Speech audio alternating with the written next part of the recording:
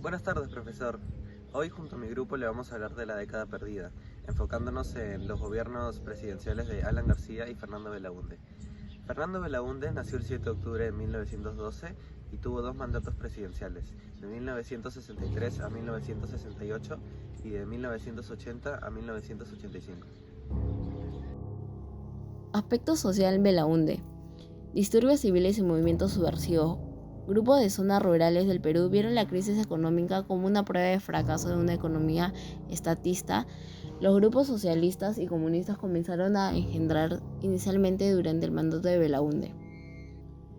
Algunos proyectos del gobierno de Belaúnde. Se terminó la construcción de la carretera marginal de la Selva. Es un importante proyecto vial en Sudamérica. Conecta las regiones amazónicas de Colombia, Ecuador, Perú, los llanos de Venezuela y Bolivia. Su origen data de un acuerdo de integración en la comunidad andina en 1963, al que se unió posteriormente Venezuela.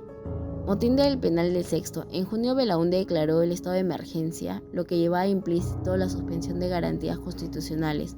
También solicitó al Congreso el restablecimiento de la pena de muerte para los reos por delitos de terrorismo. Todo esto produjo más inquietud por cómo las fuerzas de seguridad del Estado estaban desarrollando las operaciones, multiplicándose las denuncias de violaciones masivas de los derechos humanos de la población civil cogida entre dos fuegos. El gobierno de Belaúnde trató de volver la economía a un sistema más abierto mediante la reducción de barreras a las importaciones, la aplicación de las reformas financieras destinadas a fomentar los mercados privados y la inversión de la orientación estatista del sistema de Velasco. Pero nunca el nuevo enfoque tuvo la oportunidad de llegar muy lejos debido a una serie de problemas macroeconómicos. Por un lado, el gobierno se preocupa con razón acerca de continuar la inflación, pero cometió el error de centrar la explicación en el crecimiento monetario derivado de los excedentes de exportación que heredó desde el principio. Esa posición hizo parecer deseable a seguir tratando de promover las exportaciones y las deseables para aumentar el gasto nacional y las importaciones. Por otro lado, se incluyó el uso de la inversión pública activa para el desarrollo del interior del país y responder a las necesidades evidentes de la mejora de las infraestructuras. Al ver el excedente de exportación como la principal fuente de desequilibrio macroeconómico, el gobierno decidió eliminarlo mediante la eliminación de restricciones a las importaciones, reduciendo la devaluación nominal para permitir que el tipo de cambio real se aprecie y el aumento de los gastos públicos de inversión.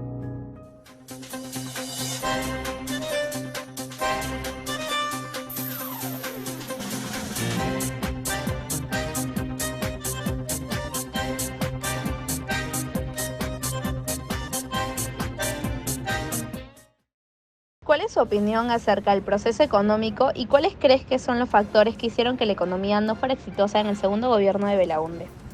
Considero que en el segundo gobierno de Belaúnde se trató de mejorar la economía, pero hubieron una serie de dificultades, entre los que más destaca la agobiante deuda externa que se venía cargando desde hace tiempo, además de la crisis de la reforma agraria, y bueno, que además se trató de implementar nuevas reformas que al final no tuvieron éxito y provocaron un estancamiento en la economía.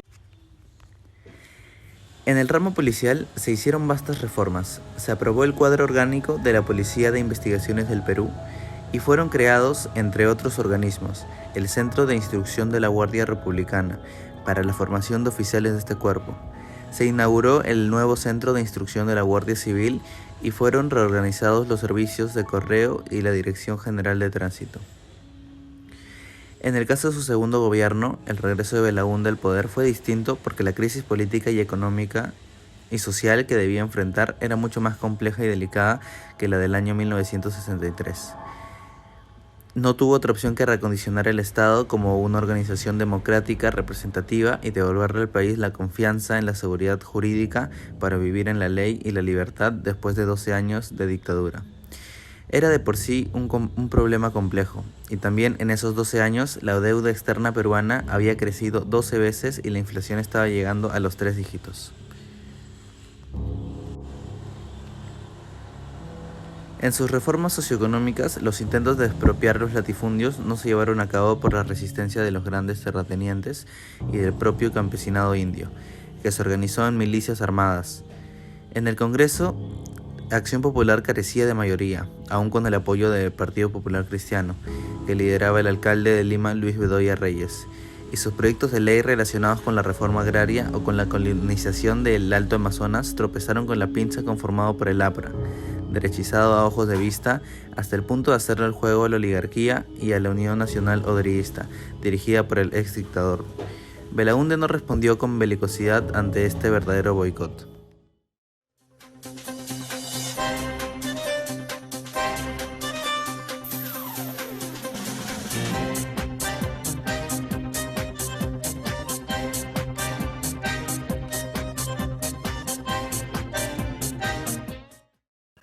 Estamos buscando las opiniones de los ciudadanos acerca del gobierno de Belaúnde Terry. Acá tenemos a una ciudadana que accedió a respondernos un par de preguntas. Como primera pregunta, ¿qué sabes sobre los disturbios que hay en este gobierno de Belaúnde? Bueno, sé que hay un grupo subversivo llamado Sendero Luminoso que está causando disturbios en el país. Abimael Guzmán es el líder de Sendero Luminoso. Bueno, ellos tienen una ideología basada en la filosofía de Mao. Esto está afectando demasiado a la población peruana, pues están asesinando a personas inocentes. Asimismo, están ocurriendo muchos atentados como coches bomba, atentados a las torres de alta tensión y producen apagones constantemente. Hace unos días, el 8 de junio, un familiar que trabaja cerca de la Municipal de Lima tuvo la mala suerte de estar presente cuando un coche bomba estalló y quedó con muchas heridas. El lugar donde trabaja quedó completamente destruido y otras personas lamentablemente fallecieron. Bien, ¿cómo facilita la construcción de la carretera marginal de la selva? Bueno, la carretera marginal de la selva está siendo planteada por el gobierno de Fernando Belaúnde y tiene como finalidad conectar Perú, Colombia, Ecuador y Venezuela. Alan García Pérez fue presidente constitucional del Perú entre el 28 de julio de 1985 al 28 de julio de 1990. Alan García tenía como meta controlar la inflación. Decidió aumentar el precio de los combustibles y de algunos productos básicos de primera necesidad para de esa manera evitar el choque. El gobierno compensa las alzas con subsidios estatales, la gasolina subió en un 30%, la electricidad en un 12% y los alimentos como la leche, el maíz y el arroz también registraron incrementos en sus costos. Ante la falta de reservas internacionales, el Estado peruano empezó a imprimir más dinero, a dar más subsidios y se ordenó la alza de los sueldos, lo que finalmente significó el aumento de la inflación. El dinero de los peruanos no valía, el déficit fiscal y la inflación se dispararon. Los cambios en los precios se daban en cuestión de horas, los productos de consumo básico costaban más de un 50%. En 1987, el gobierno de García Pérez devaluó el INTI en un 24%. El anuncio de los paquetazos continuaba y al finalizar ese año la crisis y la recesión económica ya eran evidentes.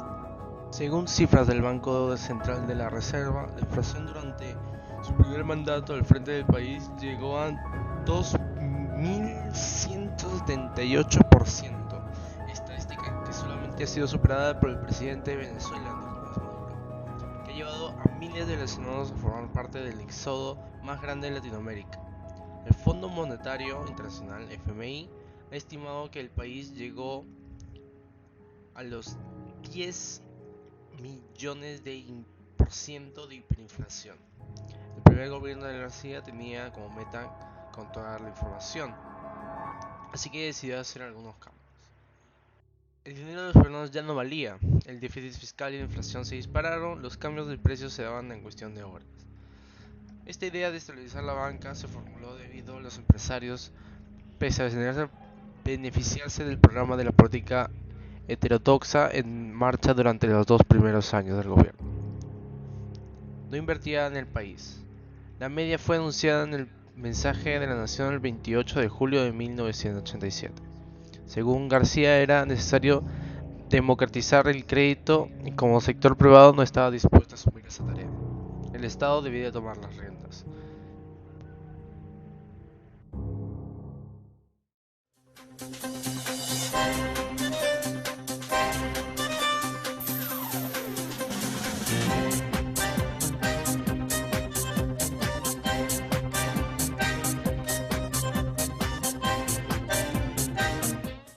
¿Cómo fue la inflación en el gobierno de Alan García?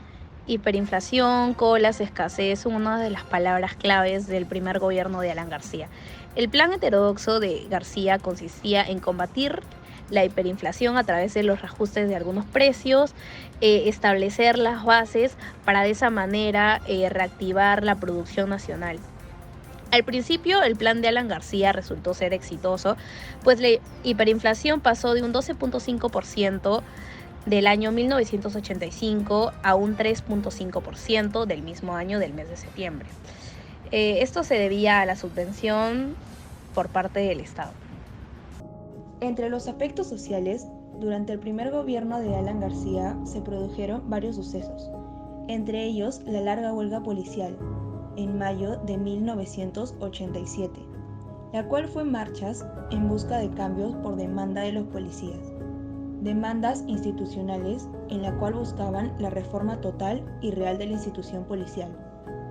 En los sociales buscaban garantías legales para oponerse a órdenes que atenten contra los derechos humanos.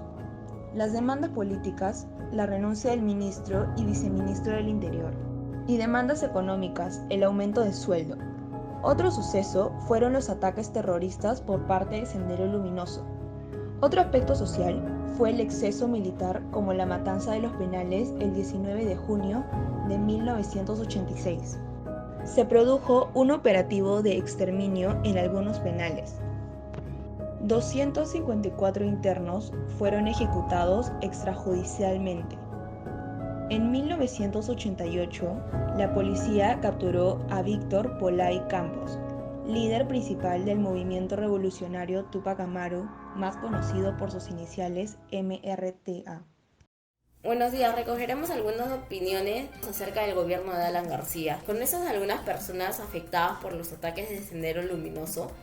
Exactamente yo no. Tengo un familiar que estuvo en Puno justo para esas fechas, cuando se produjo el atentado hacia el presidente en Puno.